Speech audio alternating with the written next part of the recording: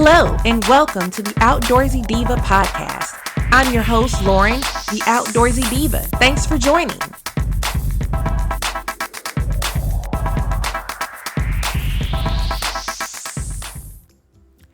Hello, adventurers. Welcome back for another episode. So glad you're here with me. Hope you all are well during this quarantine season, we'll call it. So today's episode, I wanted to talk a little bit about something that's popular right now in pop culture. I'm sure you've all heard of the Tiger King docuseries on Netflix, right? I know some of you are like, I'm not watching that. I'm not going to waste brain cells on that. And that's fine. You can still get something out of this episode, even if you haven't seen it. I watched at the recommendation of some of my awesome Facebook friends. Lost a lot of brain cells. But even as ludicrous and ridiculous as it is, there were still some amazing takeaways, especially as a content creator. So this episode, I'm going to share with you my takeaways for content creators like me, bloggers, podcasters, Instagrammers, whatever that is. From the Tiger King docuseries. So if you're not familiar with it, the premise is basically following this exotic animal trader named Joe Exotic. Joe got a lot of last names because he takes all the names of his husbands, yes, with an S. Joe is a gay redneck married in a throuple zoo owner who breeds, trades, sells cats like tigers and ligers and lions and the like. And it's both fascinating and terrifying. It also follows Carol Baskins, who is the owner and operator of Big Cat Rescue here in Tampa, as well as some other big names kind of in that industry and in that circle. So I just want to set the background for you. And y'all, it's crazy. It's crazy. It is white people in on 1,000. And you just get shocked more and more each episode down the rabbit hole. But without any spoilers, well, a little bit of spoilers. But I mean, at this juncture, it's been out for some weeks now. So if you haven't watched it by now, sorry, not sorry, but here we go. So here are the lessons that I learned from Tiger King as a content creator. Number 1, content is king. Content is king. The footage that they have from this show, it is unbelievable that cameras are rolling when some of these things happen. Like, there's actual footage of one of the workers at Joe's Zoo getting her arm ripped off by a tiger. I mean, there's footage of one of his husbands who tragically had an accidental suicide.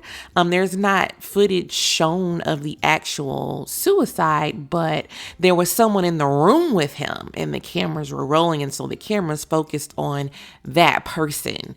And you kind of see that happen. Just the crazy amount of footage and sound bites that they were able to use to frame this story for this docuseries is crazy. So for you bloggers out there like me, man, keep the camera rolling. Take more pictures than you suspect you need.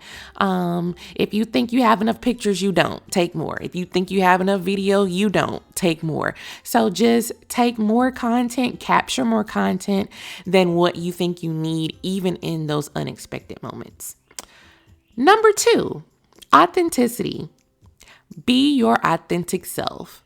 You know, I already explained to you that was Joe's self-professed description of who he is, right? And that's his brand. And he didn't care. He lives his life out loud. He lives his life, you know, for him unapologetically.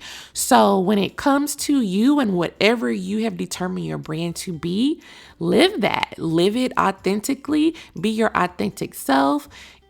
target your audience. Don't try to change who you are at your core in order to do what you think your audience wants or produce content you think your audience wants to see. That's not your job as a content creator. Your job is to create the content that's going to draw in the right people. It does you no good to have, 20,000 people on your email list, but you only have maybe 500 who actually open your emails. If you have all this content you're putting out, but people aren't A, reading it, and B, acting on it, then perhaps your audience isn't what you thought. And perhaps you need to rethink and revamp the way that you're putting out your content and do so in a manner and in the right places to where you are targeting your audience. So be authentic, folks. Be your authentic self. Ambition and confidence are everything. I mean, Joe ran for president, yes, of the United States. Yes, it could have been worse than what we got. Joe ran for governor. Even Carol in the show. Okay, listen, being from Tampa, there's a scene where they talk about how Carol met her first husband, who was the original owner and millionaire of this rescue that she now runs. This guy, old rich white guy, was driving down Nebraska in the middle of the night, and he comes upon Carol walking down the street, and he said, upset and crying, and he stopped to give her a ride. And she got in and slept with him that night. Yeah, anyone from Tampa, especially old school Tampa, knows that Nebraska Avenue is prime time for streetwalkers and hookers. That used to be its claim to fame. So I'm not saying that she is, but she could be. That's all I'm saying. And so she literally went from nothing to getting into this situation, marrying this man, changing their whole business model. And now she runs a very lucrative and popular operation. Ironically, it's supposed to be in the conservation and preservation of these cats, but their origins are the same as Joe and everybody else who is, presented as villainous in the documentary because of their treatment and what they do to the cats. So, that's something to take from it. You can have ambition and confidence, and no matter what your humble beginnings may be, go for it. Have the goal and tackle it. The next lesson I learned: buy into your vision. Get other people to buy into your vision. These people have people working for them at these zoos for literally nothing, like pennies. Joe's workers live in abhorrent conditions in trailers. They eat expired meat off of a Walmart meat truck they get. It was awful, but he gets people literally off the street, who have nothing, but they do have this love of animals and this love for these cats. And he brought them in. They bought into, his vision, the opportunity to work with these animals, and they literally worked for practically pennies. Carol, on the other hand, all her people are volunteers. She ain't paying nobody.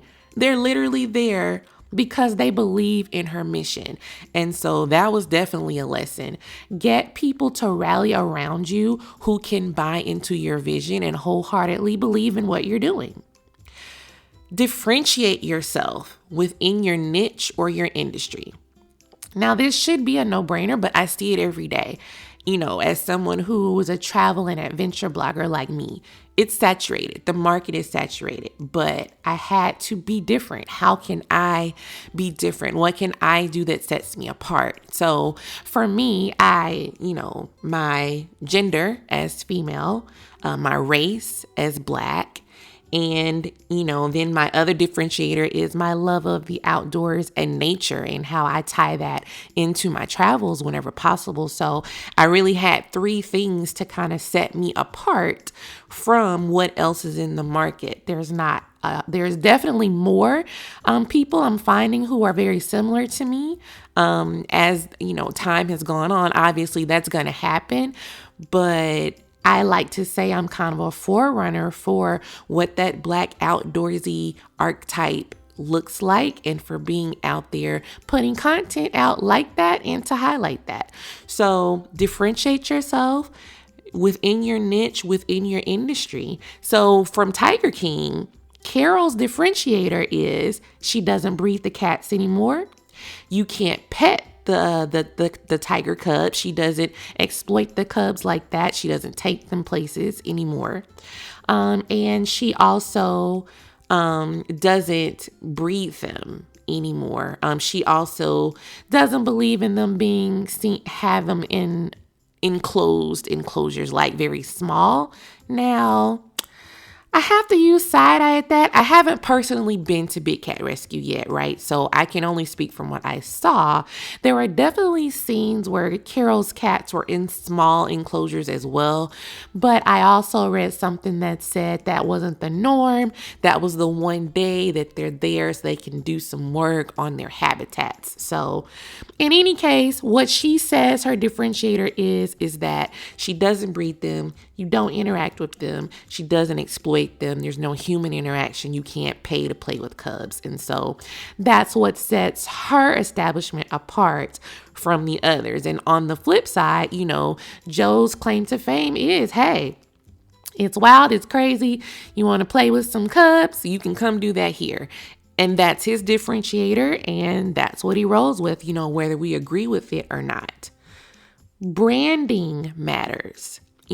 Carol is a walking, living, breathing masterclass in branding, how important it is to brand yourself in a way that's going to attract people and set yourself apart.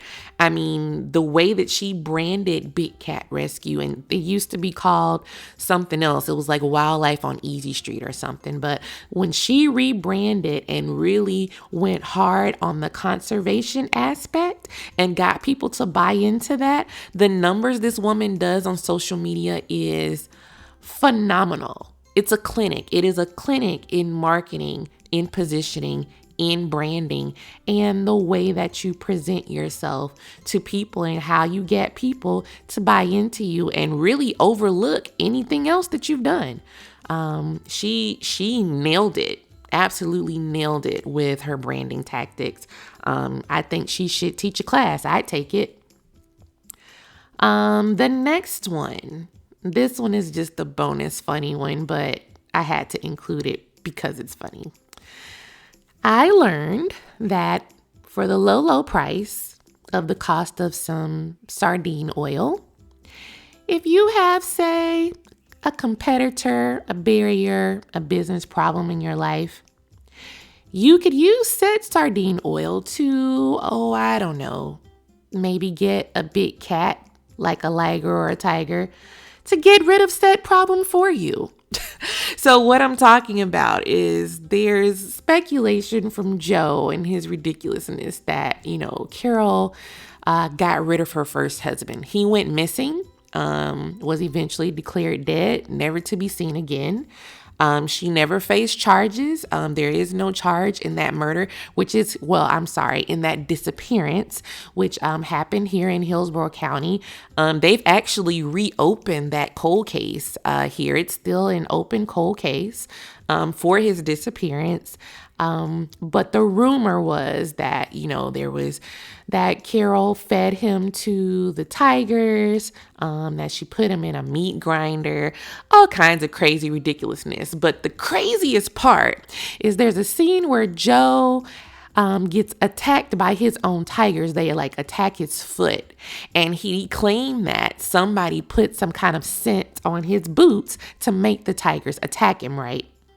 Well, Carol, when they mention it to her, she laughs and she says, Nobody's gonna use a perfume or a scent on your shoes. I mean, the tigers just want to drool on it. That's not gonna make them eat you.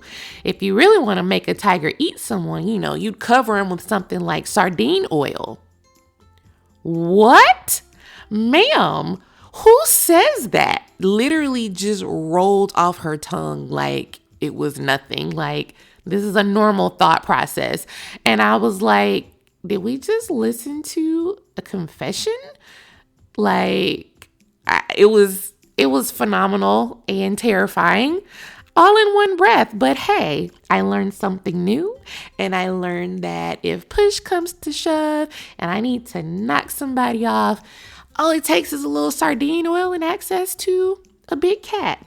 Kidding, completely kidding, joking. We here at Outdoorsy Diva Podcast do not condone the hiring of hitmen or the usage of sardine oil to entice a wild animal to take out your competition. Okay, just had to say that. Hope my lawyer's happy. But in any case, that, ladies and gentlemen, is just my little quick lessons that I learned as a content creator from the Tiger King docuseries on Netflix. Since you're home, I highly, highly recommend. It's worth the watch. Go ahead and waste the brain cells. I mean, I'm sure you're doing other productive things. So join us, join the madness, join the fun. And I hope this was a fun episode for you, but that you will take some of these lessons that Jill Exotic had to teach us. So be well, be safe, and stay sane. If you have comments that you've noticed about the Tiger King series yourself and you want to share, feel free to send an email to podcast@outdoorsydiva.com.